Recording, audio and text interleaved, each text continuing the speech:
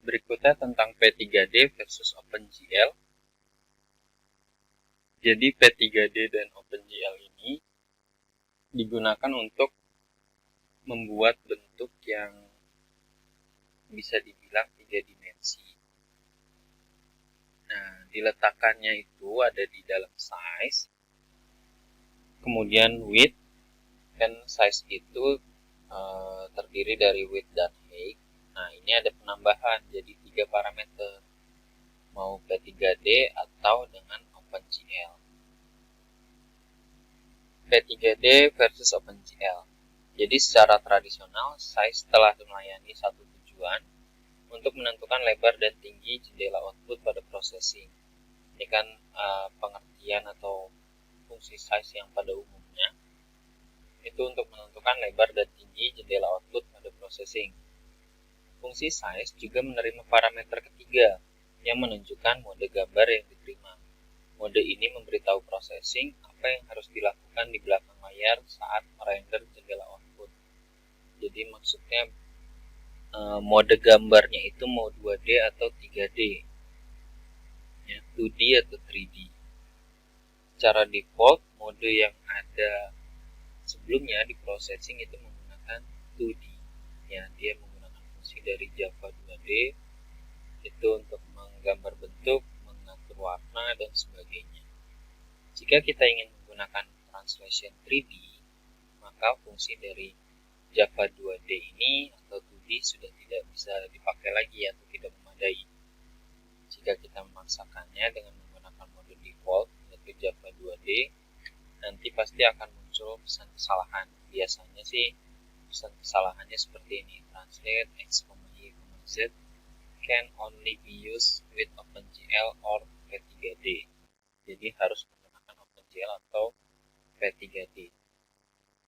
Kalau mau yang 2D saja, cukup masukkan translate x, y. Jadi yang z-nya itu nggak usah. Untuk itu ada dua opsi untuk membuat translation yang translate yang bentuknya 3D, yaitu pakai P3D dan OpenGL. P3D adalah renderer 3D yang dikembangkan oleh pencipta processingnya. Perlu juga dicatat bahwa P3D ini anti-aliasing, diaktifkan untuk dengan fungsi smooth, tidak tersedia dengan P3D. Jadi P3D ini gimana ya rasanya? Jadi P3 ini kayaknya dia tidak bisa diaktifkan fungsi smoothnya, ya, kalau menggunakan P3D. Terus OpenGL render 3D yang menggunakan akselerasi perangkat keras. Jadinya maksudnya ini adalah tadi yang saya bilang di awal itu, kalau OpenGL itu menggunakan perangkat keras dari komputer kita. Kalau misalnya spesifikasi dari laptop atau komputer kita tidak mendukung OpenGL, itu tidak bisa kita menggunakan si fungsi OpenGL ini. Makanya nanti kita menggunakannya adalah P3D saja, yang pada umumnya bisa dapat digunakan di banyak laptop. Ini pemanggilan mode P3D dan OpenGL. Pada umumnya kalau yang biasa kan Java 2D ini size 200x200. Kalau yang menggunakan P3D seperti ini 200x200, P3D. Berikutnya kalau menggunakan OpenGL sudah size 200x200 OpenGL. Tapi untuk pemanggilan OpenGL itu perlu ditambahin dulu library-nya. Caranya pilih menu sketch, pilih import library, dan klik add library. Terus langsung aja ketik di pencarian ini dengan OpenGL, lalu install. Ada dua ini, langsung install. Tapi nanti kita menggunakannya P3D, itu tidak perlu ada penambahan library. Berikutnya masuk ke materi vertex shapes, ya, atau bentuk vertex nanti. Hingga saat ini kemampuan kita untuk menggambar di layar telah terbatas pada daftar kecil bentuk 2 dimensi primitif. yaitu atau dua dimensi pada umumnya. Yang pertama ada rectangle, ellipse, segitiga, garis, dan titik. Namun untuk beberapa proyek, membuat bentuk kostum yang kita inginkan sendiri ini bisa dilakukan menggunakan fungsi begin shape, end shape, dan juga ada vertex. Ini nanti ada contohnya. Gini. Tadi menggunakan perintah begin shape, vertex, dan end shape, itu outputnya akan seperti ini, kotak yang ada di samping. Nah, menggunakan fungsi yang pada umumnya, rect 10, 10, 50, 50, itu juga akan menghasilkan bentuk kotak yang pada di samping ini, yang ada di samping. Nah, di sini kita jelaskan. Saya jelaskan untuk vertex begin shape. Kalau untuk begin shape, ini menunjukkan bahwa kita akan membuat bentuk khusus yang terdiri dari beberapa titik-titik atau satu poligon. Vertex menentukan titik untuk setiap vertex dalam poligon. Jadi nanti satu vertex ini itu akan membentuk satu titik ini. Kemudian vertex ini akan membentuk titik yang ini. Terus vertex ini ke sini, kemudian vertex ini ke sini. Tuh, jadi nanti akan ada 4 titik yang akhirnya membentuk sebuah kotak seperti ini. Gitu. Nanti menggunakan end shape, ya kan ada begin shape. Nah, jika menggunakan end shape, menunjukkan bahwa kita selesai menambahkan simpul. Jadi ada argumen close, ini akan ada garis penutup di sini. Jadi garisnya itu nanti akan nyambung semuanya nih, dari satu titik ke titik yang lain. Ya, dengan adanya end shape, terus di dalamnya ada parameter close, menyatakan bahwa bentuk harus ditutup, yaitu bahwa titik simpul terakhir harus terhubung ke titik simpul yang pertama. Kalau nggak pakai close ini, nanti dia nggak ada garisnya biasanya.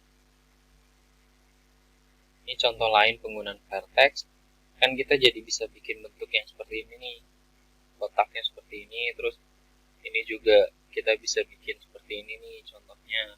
Ini menggunakan perulangan, ya, ini sudah menggunakan perulangan. Terus ini juga contoh lainnya, bikin detik-detik gini pakai vertex. Bikin detik ini pakai vertex. Nah, terus di sini, ini di dalam begin shape, kita bisa menentukan apa sih yang mau kita buat. Gitu. Biasanya sih ada point sama ada lines. Jadi kalau kita hanya mau buat titik gini menggunakan vertex, kita cukup di sini ada begin shape, di dalamnya kita berikan parameter points. Kalau hanya mau bikin garis, kita berikan begin shape, dalamnya itu lines. Nah, terus ini ada contoh lagi begin shape lines. Ini ada for INTI sama dengan 10, I lebih kecil dari width, kemudian I plus sama dengan 20. Ya, jadi nanti kalau kondisi ini benar terpenuhi, dia akan menjalankan perintah yang ada di dalam for. Kita coba nih. Ini stroke-nya 0.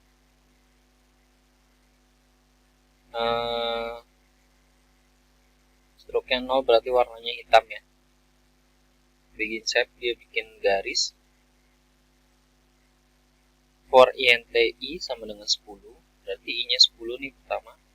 10 lebih kecil dari width, width-nya itu ini anggaplah 200 kali 200. Ya udah 10 lebih kecil dari 200, ya 10 lebih kecil dari 200. Kemudian kalau iya, nanti dia akan menjalankan yang di dalam sini nih, vertex I-nya tadi 10, 10. Oke, ada di sini nih 10,10. Kemudian bikin lagi vertex I height dikurang 10. Height-nya itu adalah misal tadi 200,200, berarti height-nya itu dari I-nya 10 di sini. I-nya 10, height-nya 200 kurang 10 berarti 190. Nanti dia akan bikin garis sampai dari sini ke sini. Nah, kalau sudah nanti I-nya itu akan selalu ditambahkan 20. Ya, akan selalu ditambahkan 20. Ini paling size-nya 100 kali 100 ya. Jadi bisa ngebentuk garisnya cuma 5. 1, 2, 3, 4, 5. Karena dari 10 naik ke 30, dari 30 naik ke 50, sini dari 50 naik ke 70, dari 70 naik ke 100, sini ya. Tapi kalau ininya nanti akan selalu sama nih ukurannya, karena dari I,10 itu dari I-nya 10 ya. Tadi dari I-nya itu sesuai ini tadi, bisa I-nya 30 di sini, I-nya 50 di sini, I-nya 70 di sini, I-nya 100 di sini. Nah, nanti panjangnya ini berarti sesuai dari sini. I-nya misalnya tadi 10, height-nya di sini sampai ke titik 90. Misalnya kayak gitu. Ya. Ini I-nya selalu sama, kemudian height-nya juga selalu 90. Jadi panjangnya sama.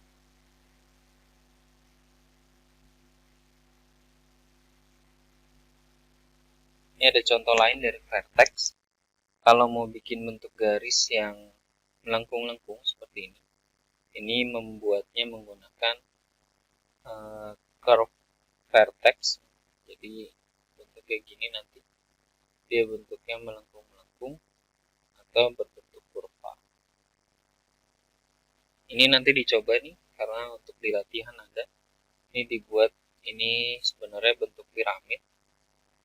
Ini akan terlihat 3 dimensi nanti pada saat dirotasi atau dibikin bergerak.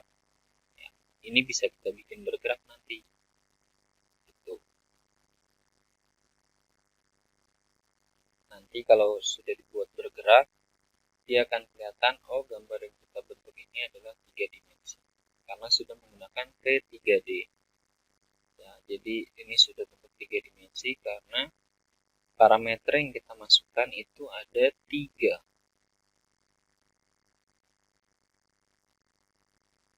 Berbeda dengan ini hanya 2 ya, parameternya, vertex x, y. Kalau ini vertex sudah 3 parameter, berarti sudah berbentuk 3 dimensi. Berikutnya ada rotation.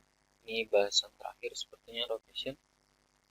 Jadi di dalam dunia nyata, rotasi adalah konsep yang cukup sederhana dan intuitif.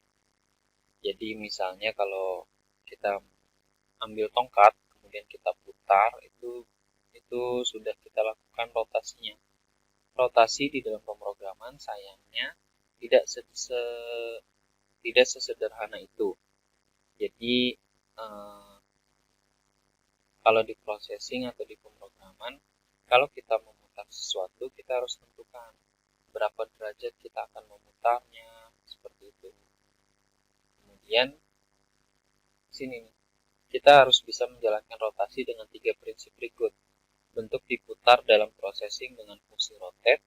Ini kalau di processing untuk melakukan rotasi menggunakan fungsi rotate. Kemudian fungsi rotate mengambil satu argumen sudut yang diukur dalam radian. Jadi kita putarnya berapa derajat istilahnya gitu, sudut yang kita pakai.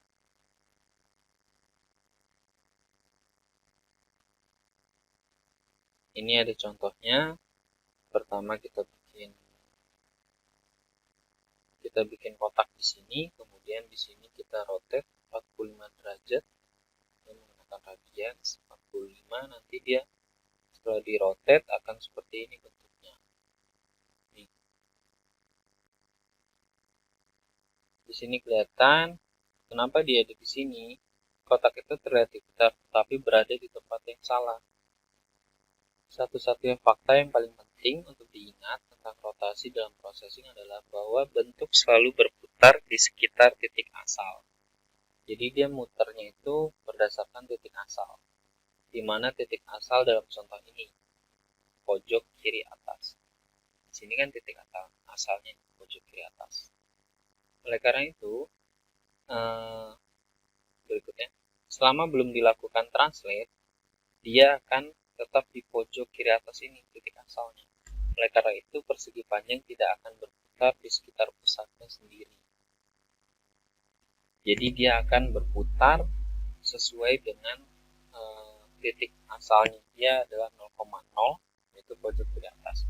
Jadi pada saat dilakukan 45 derajat rotasi, bukannya dia malah tetap bentuknya, tapi dia akan berputar sesuai dengan ini, sesuai dengan titik awalnya 0,0, itu ada di pojok kiri atas.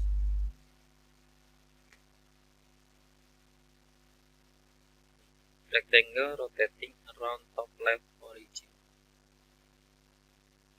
Ya, di sekitar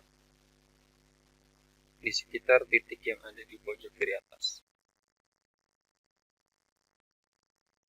Dalam hal ini, program processing yang sebelumnya terkait rotasi tidaklah salah, namun sedikit belum tepat aja nih. Karena yang kita inginkan adalah kotak tersebut berputar sesuai dengan titik awal kotak, bukan titik awal dari processing. Sehingga rotasi yang terbentuk tidak begitu kelihatan. Nah, gimana nih caranya supaya rotasi yang kita lakukan itu sudah benar? Ini caranya kita buat kayak gini, size-nya 100,100 misalnya. Terus kita buat ini translate. Titik awalnya itu yang tadinya di pojok kiri atas, kita ubah posisinya. Jadi translate, width dibagi 2 berarti 50, kemudian dibagi 2 juga 50. Jadi di sini titik awal, titik pusatnya itu ada di tengah. Kemudian kita lakukan lagi rotate radian 45, ini sama. Nah, nanti dia akan berputar dari yang begini bentuk ini jadi yang sebenarnya begini, karena sudah kita gunakan translate agar dapat rotasi. Rectangle sekarang berada pada 0,0 ada di sini karena sudah menggunakan translate. Jadi kalau tadi width dibagi 2 50, dibagi 2 50, 100 dibagi 2 100 dibagi 2.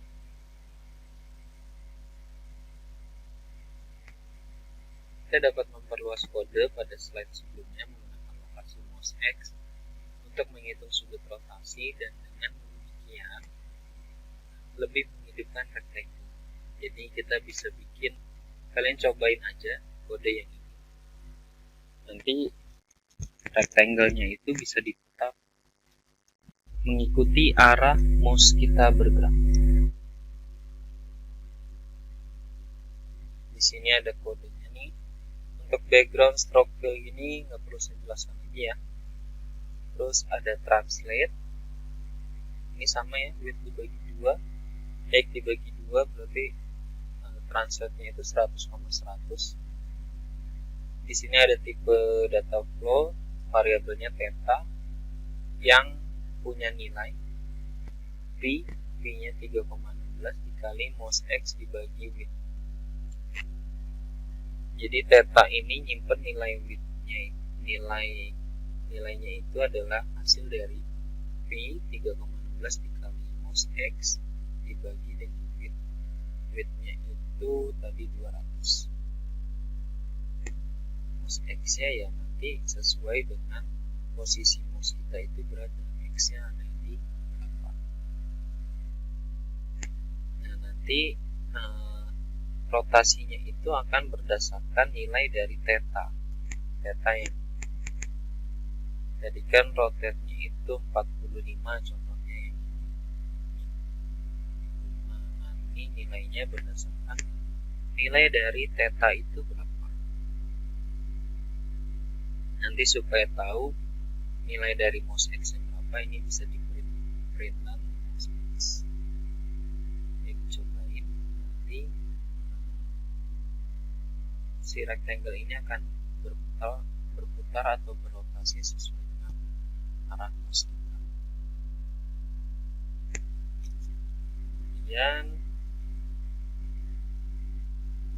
ini penjelasannya, rotasi sekitar sumbu yang berbeda. Sekarang setelah kita memiliki rotasi dasar, kita tahu nih cara untuk bikin rotasi.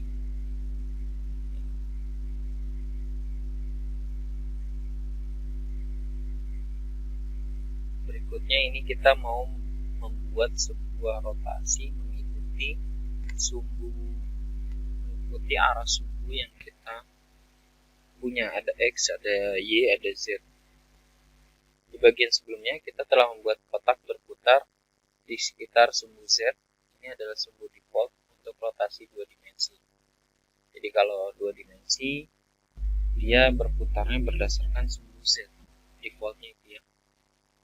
Processing juga memungkinkan rotasi di sekitar sumbu X atau Y dengan fungsi rotate X dan rotate Y. Jadi kalau rotate X itu dia akan berputar sesuai dengan sumbu X, kemudian kalau rotate Y itu akan berputar sesuai dengan sumbu Y-nya. Jadi masing-masing tetap perlu nih pakai T3D. Kalau fungsi rotate Z juga ada dan setara dengan rotate. Jadi kalau pakai rotate doang itu juga sama dengan rotate Z.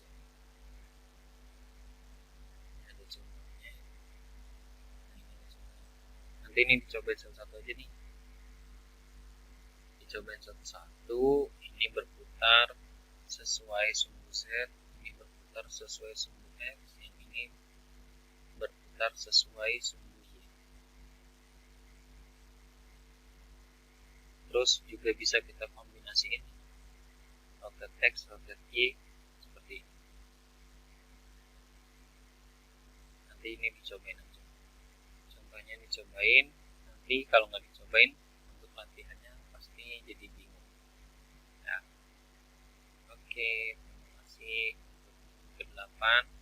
Nanti latihannya saya harap kalian bisa.